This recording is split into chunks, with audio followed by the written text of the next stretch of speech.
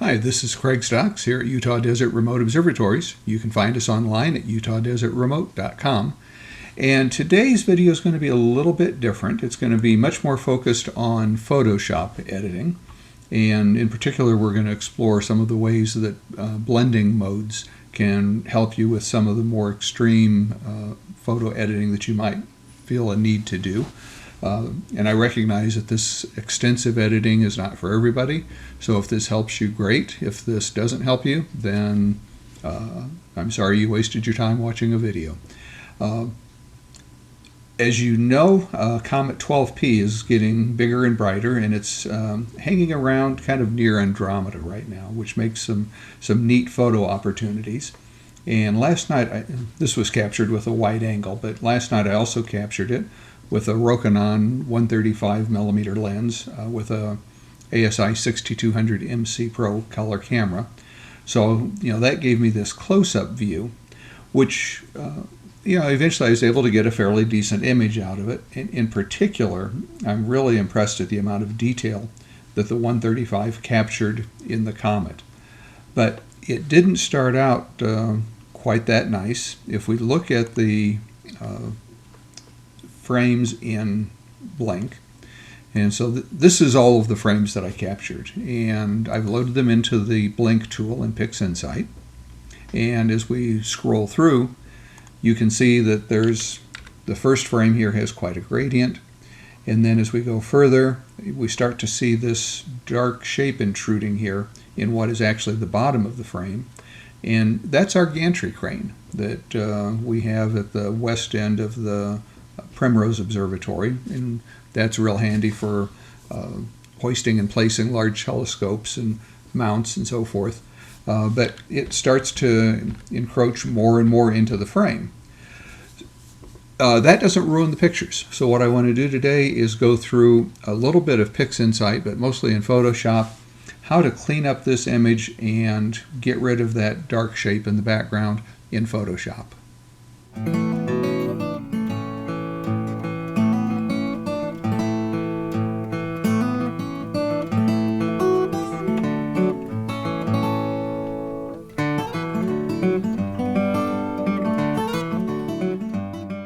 So let's look at the pictures a little bit closer to start with. Now, when I went through the blank, some of these you can see the shadows actually over the comet. So I took those frames actually out of the data that I was going to stack. And the ones like this where it's just in the edges, that's fine. That's not going to bother anything. In fact, if you look, you can still see stars through that for the most part. But the ones like this I took out. But the main thing I want you to notice is that it's not so much that there's a detail there, it's that it's an area that's darker. And even being darker, it's not pure black. There's some detail showing through, and there's certainly detail in other frames that PixInsight's integration can handle. So when we get done, we've really got some dark shapes that we want to correct for. And that's pretty easy to do because we want the sky to be darker anyway. So conceptually what we're going to do is we're going to make the sky as dark or as darker than we want it. Let's say we're going to make the sky as dark as we want it, which will make these regions darker than we want. But then we'll just lift everything up to some predetermined minimum darkness. And at that level, all of this stuff will disappear. So I ran this through the normal Comet processing, and when you do that, you wind up with a couple different images. This is what the stack looks like just out of WBPP, and you can see a lot of that shadowing has been mitigated. There is still some gradient here, and that's kind of a natural sky gradient because it's so low in the sky. And there was also some moonlight, unfortunately. And the moon finally went down about the time the gantry crane was fully in view. So this is mostly moonlight gradient, but this is the frame, And what we want from this frame is the stars and the galaxy. And that's all, nice and neat, sharp. The comet looks pretty good until you zoom in and you realize that, well, it was moving, and I was just tracking on the stars. So we also want to separate out and stack the comet using comet alignment. And after doing all of that, we're left with this image of just the stars. And we can zoom in and see, with blur exterminator correction, those are nice round stars. We have this image, which is the background, but the main thing we want from this image is the galaxy over here. And then we have this image of just the comet. And all we really want from this image is just the comet. We don't need all of this background and other information. So let's go into Photoshop and load these three images, the comet, Andromeda, and the stars, and see how to put these together and get a clean image when we're done. So we'll switch over to Photoshop, and if you've watched my videos before, you know where I'm going to start. We'll go to File, Scripts, Load Files into Stack, and that gives us this dialog box where we can browse for the files that we want to load, and those are going to be located right here, and there they are. When I click OK, Photoshop will load those three files as layers. So over here on the right hand side you can see the three layers, and you never know really what order they're going to be loaded in. It turns out it's got the comet on top, and the eyeball will turn off that layer. There's the luminosity for the galaxy, and this is what we want from this layer. And then lastly, here's the stars. So let's just go ahead and drag the stars up to the top, because that's where we want the stars to live in the final image. And I'm going to put this into a layer group with Control G. That would be Command G on a Mac. And just for some good housekeeping, we'll change the group name to stars. Now this is going to be in screen blending mode, and that's blending mode is for the stars layer. And I've used blending modes a lot, but let's talk about them a little bit. The blending modes are found under this drop down. The default for a group is pass-through. The default for a layer is normal. So by default, this group was created in pass-through blending mode. And we can see underneath that is normal, and you'll find that normal and pass-through are basically the same for a group. And then we have some subgroupings. We have darken, multiply, color burn, linear burn, and darker color.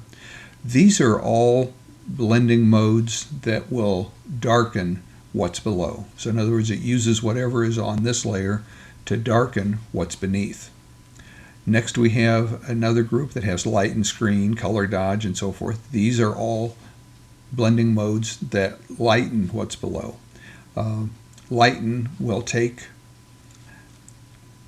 for instance, if we use lighten blending mode with the stars, since the stars are generally brighter than what's below, then the brighter star will show through. The black background, and after you do star removal, the star field background is pure black.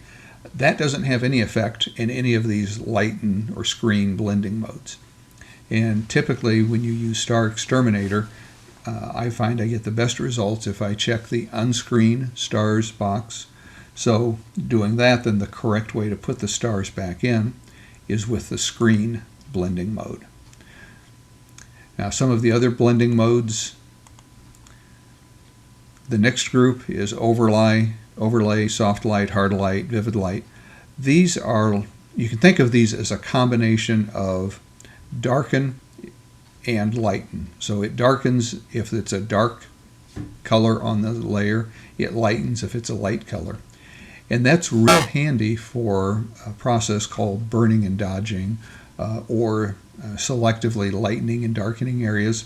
And we'll use that as we clean up this image to selectively darken some of that gradient. Last, we have some kind of specialty, difference, exclusion, subtract, and divide. If you have created a stars only layer with something like Star Exterminator or StarNet++, and you want to create, you've got a starry image and a starless image, you can subtract the starless image from the starry image, and that gives you a stars only layer. And then the last are modes that select just components. For instance, just the hue, which would be the color without consideration for saturation, or just the saturation, or just the color, which color is a combination of both hue and saturation, or just the luminosity. So for instance, if you're blending an LRGB, your luminance layer, very likely you would put on top of your RGB layer in luminosity blending mode, or you could go the other way around, put luminosity at the bottom, RGB above it, and put it in color blending mode. Either one of those would get you the same result. So we now have the stars layer in screen blending mode, and I typically find that I want to increase the saturation of the stars, and so I will do that by clicking on the stars layer itself, and I'll add a hue saturation layer and boost the saturation a little bit. And I usually find when I do that, the reds get a little overly red, so I usually will go to the reds component of the hue saturation and desaturate the red colors. Now, one other thing that you might notice while we're in here looking at the stars, there's a little green smudge here that we just happen to have zoomed in on, and that's some artifact from the comet when it was removed by Star Exterminator. And we want to get rid of this, and in this case it's real easy. We can just, since the background is black, we can just paint with black. And if I want to do this non-destructively, I'll add a new layer. So the new layer is above the stars layer and below the hue saturation. I'll grab my brush tool, I'll tap D to select the default colors, which is black is the foreground, white is the background, and we'll change the opacity to 100%. And the way I did that, you'll notice, and in fact most of the entry fields like this in Photoshop, if you hover over the word, you'll see the mouse pointer turn into a hand with a little left-right arrow. That's called a scrubby slider. And if you click and drag, you can drag back and forth without having to actually enter into a field. And most of the fields you can actually do that. If they take a numerical entry, you can just click and drag with the scrubby slider, and that's just a very quick way to change the opacity. And what we want to do now is just paint with black, and there's really nothing else here other than there's two stars that we may need to be careful of. So we'll just come in here with our black at 100% opacity and just paint that out. And we didn't remove anything that's supposed to be there. We didn't really touch those two stars. All we did was remove that artifact from the head of the comet. So let's turn the stars layer off and let's look at the comet layer. And this is by far the most difficult one to process. And it's difficult for a couple reasons. One, the background is still fairly light, and of course that's easy to fix. There's also some color cast going on because of the gradient from the moon in the sky, and we've got a little bit of a blob here in the middle, or kind of near the tail end of the tail. And if I turn the stars back on, you'll see that that's because there was a bright star here, and so there's a halo around this bright star that when we look at the halo of the tail of the comet, we see that halo, and that may get accentuated as we process the comet. But there is a significant amount of structure detail. Again, for as small as this is, being captured with the 135, and I'm shooting with it at f5.6 to help control the stars in the corners. I'm pretty impressed with that. But let's start working on just the comet. So I'm going to, again, put this in a group by itself, and we'll label it Comet.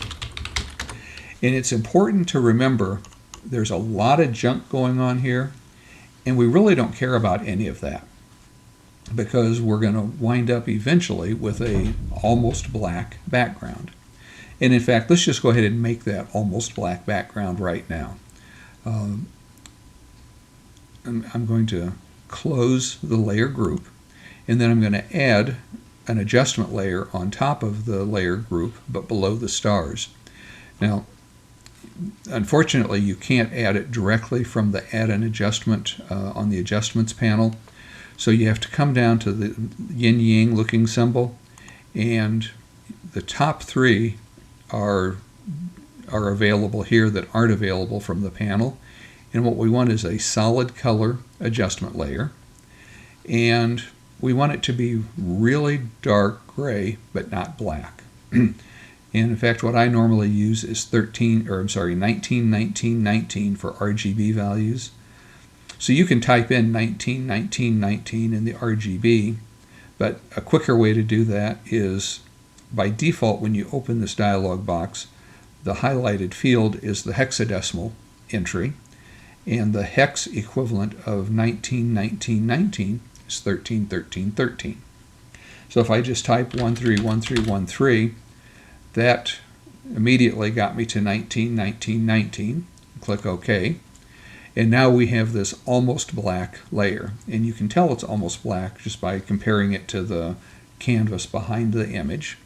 And if I turn the stars on, because they're in screen blending mode, remember the background of the stars is black. But black has no effect in screen blending mode. And what we see behind the stars now is this dark gray image. Right now it's in just plain old normal blending mode, which means it's hiding everything below it. And what we really want to do is put this in a blending mode so that things that are brighter than it will show through, but things that are darker than it won't have any effect. And we'll do that, and let's do a little demonstration. I'm going to turn off the Comet layer, and I'm going to just add another blank layer here for fun. And I'm going to use my brush tool, and I'm going to make two big brush strokes. I'm going to make one, I'm at 100% opacity and 100% flow. So that's just pure black. And then I'm going to come over here, type the X on the keyboard to switch the foreground and background colors, and we'll paint a big white splotch there. And we could even paint a white splotch across the black if we wanted, and we could paint a black splotch across the white. So now if I turn this almost black layer back on, you can see it hides all of that. Well, if we put this in lighten blending mode, much like screen blending mode would only let bright things show through and black was ignored, screen blending mode, or I'm sorry, lighten blending mode will do somewhat the same thing. Anything that's darker than this layer will be rendered as this layer. Anything lighter than this layer will show through. So let's put it in lighten blending mode. And what you can see is the white layers, those white splotches I drew, show through just fine. But the black layers aren't black anymore. If I turn this layer off, you can see it may be hard to see. I'll put to make it even more clear, I'm going to put a black layer, a solid black layer below it. So you see when I turn this 1919 layer on, and let's just label it that. So when I turn it off, you can see all this black below it. But when I turn it on, anything that's darker than 1919 gets raised to 1919, but it has no effect on anything that's brighter. So we're going to use that, and we'll just delete these two layers. What we want to do is come back to our Comet layer, and we want to darken the background so it's darker than this 1919 layer without darkening the Comet. So let's start, and let me remind us again, we're really only looking at this area. The other areas can go too dark or too light, and we don't really care. So let's just add a levels adjustment layer, and let's start by darkening the blacks. And now let's see if we need to darken them. Now see, when I darken the midtones, it starts to darken the comet, and because we've got such a gradient here, by the time I get around the head of the comet dark enough, then we're too dark back here. So let's add a second levels adjustment layer, and this one I'm going to darken until it gets dark right at the head of the comet. So again, I'm going to use the black slider and go to there. And let's turn this layer on and off. Now I will use the layer mask and hide this second adjustment layer. And we can just paint on the layer mask with a black brush at 100% opacity.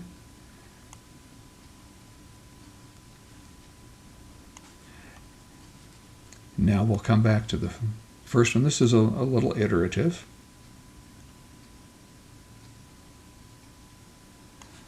And that's actually pretty good. Now to fine-tune this a little bit, we can fine-tune those two adjustment layers.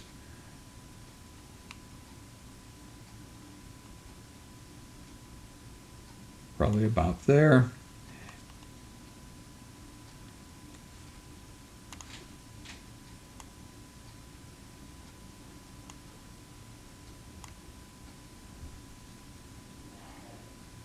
So to me, that looks pretty good. We haven't gotten really real dramatic with the comet. We've darkened the background behind the comet. We don't really care about the rest of it because we're not going to use those parts. We're only going to use this little part around the comet. And to do that, again, we're going to use a layer mask, and the layer mask will hide everything except the comet, which means we want the layer mask to be completely black except for where the comet is. Sometimes it's a little bit difficult to mask something out that you can't see. So for instance, if I put an all black layer mask, now I don't know quite where the comet is. So one trick you can use is to add a layer mask, and it comes in by default as all white. Now we can use our black brush and hide the comet and then invert the mask. So let's just take our black brush and we'll just paint out everything that's the comet, and that's what that mask looks like if we look at just the mask. But now if I invert the mask, what's black will become white, what white will become black. There's our comet. It's against this nice, solid, almost black background. We could turn on the stars, and now we have a nice, clean background with nice, colorful stars, with the comet showing very cleanly. And if we want to fine-tune it a little bit more, of course we can.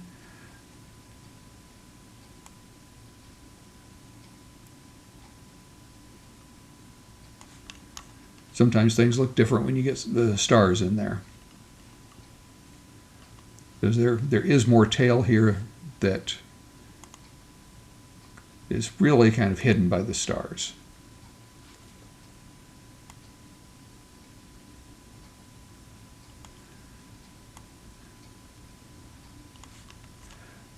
So now we have to deal with Andromeda, and we're going to do the same thing. Let's bring Andromeda up above the comet. So I'll turn this layer on. We'll bring it up above the comet, and we're going to basically do the same thing. We're going to make everything around the Andromeda black so that it's darker than the 19 layer. So we'll drop this into a group. We'll add a levels adjustment layer, and we'll start to darken this down.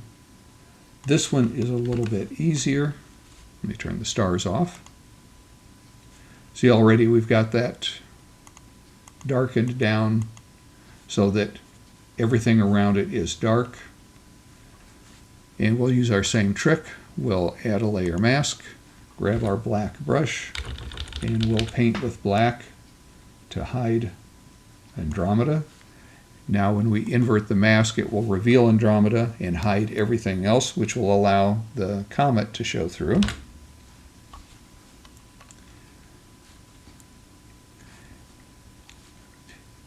So that's essentially done, other than possibly fine-tuning the comet details.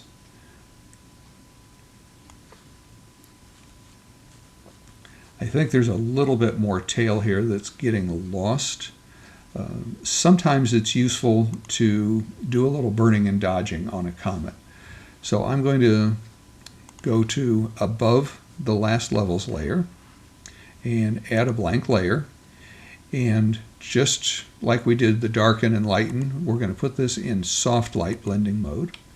And if you remember, soft light blending mode is a mixture of both darken and lighten. If we paint with white, it will lighten. If we paint with black, it will darken. And if we paint with a low opacity brush, it will lighten or darken just a little bit. So let's start with a white brush, and let's go to something like 10% opacity, which I can get to by just tapping the 1 key on the keyboard. And the brush tool is nice because you can click and then shift click to draw a straight line. So if I click here, you come out here and shift click, and then come back up to the front and do the same thing again. And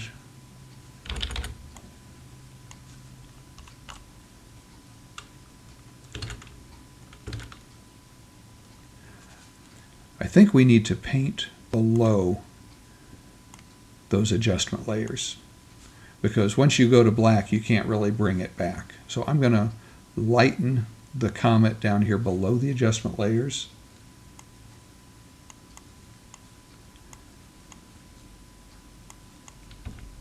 And if you go too far, then you just change the from white to black.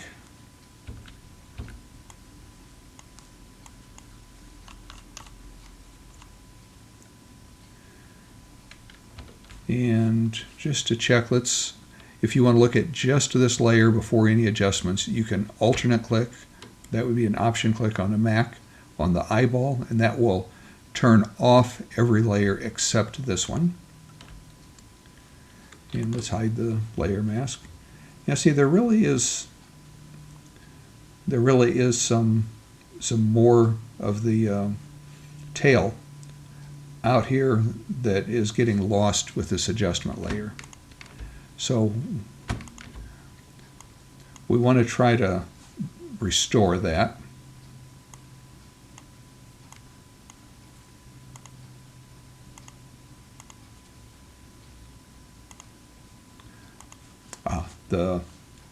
That's what's happening. My layer mask didn't go far enough. So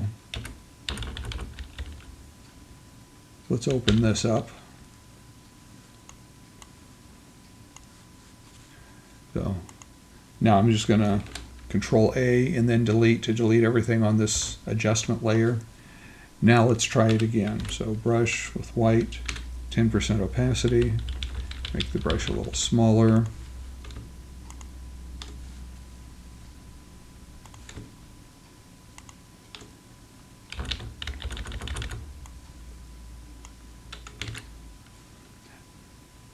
That's about all we can get out of that. Turn the stars back on.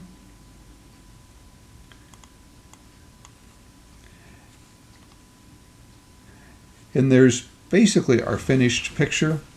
The last thing we could explore, and I don't normally do this, but if you remember when we looked at the this layer that had that we used Andromeda from, The tail is a little bit bigger and brighter on this layer, just because it was spread out rather than being condensed by being properly aligned. So the tail's a little bit brighter here, but that's because things are actually spread out. We could use some of this to help brighten it, but I don't think I'm going to. I think I'd rather have a little bit smaller tail and have the tight detail that you can see here, where you can see where it's really bright and then the bigger glow around it. So that's how you can take some of that fairly nasty looking data, and it's useful anytime you have a situation where you have just a noisy background and no detail. By using this 19-19-19 layer in lighten blending mode, that will lighten everything that's below it and basically hides all of that ugly,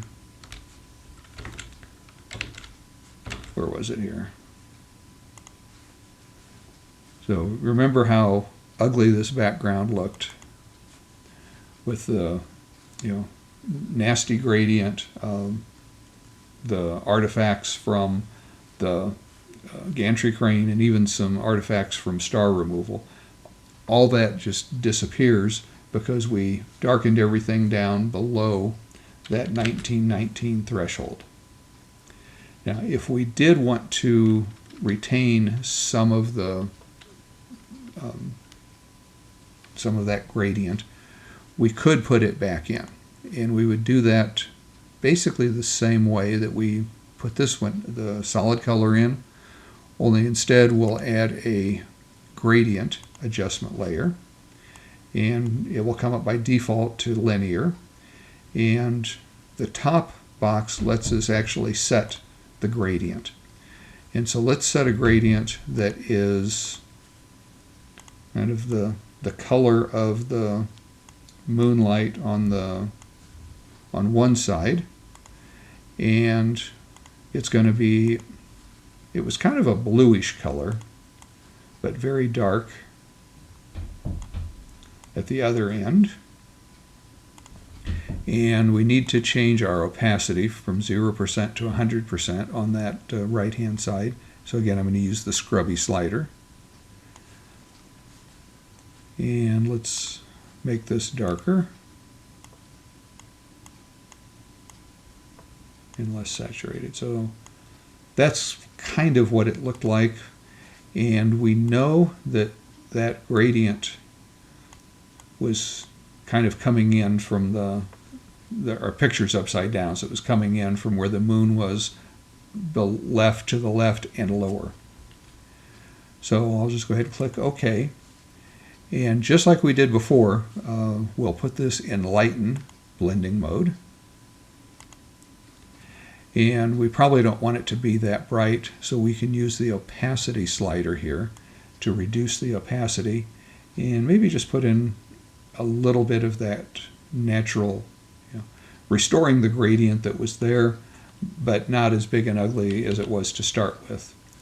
And we might want to rotate this with image rotation 180 degrees to get it into the orientation, or closer to the orientation that it was in the sky. And again, the moon was just over here, just out of frame. So that's a way to use solid color fill layers and blending modes to blend the stars back in, but even more importantly, to bring out just the details that you want and basically hide everything else under an almost black layer. And as long as everything that you want to hide is darker than that, it just disappears. And we can turn that layer. Let's turn those two layers. You can see the whole background is basically pure black. And when I turn these layers back on,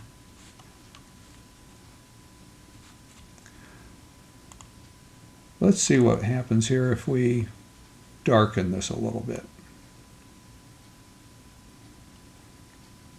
That does let us bring out a little bit more of that tail by going down to, looks like around 11 or 12 RGB. That gets us a little bit more of the tail. The gradient, of course, hides that, so we don't want to be too aggressive with the gradient. Just enough that it's there. So I hope you found this useful. If you have any questions, drop them in the comments below, and I'll be happy to try to answer them. And with that, I hope you have a great day today and an even better night tonight under a clear, dark sky. Thanks.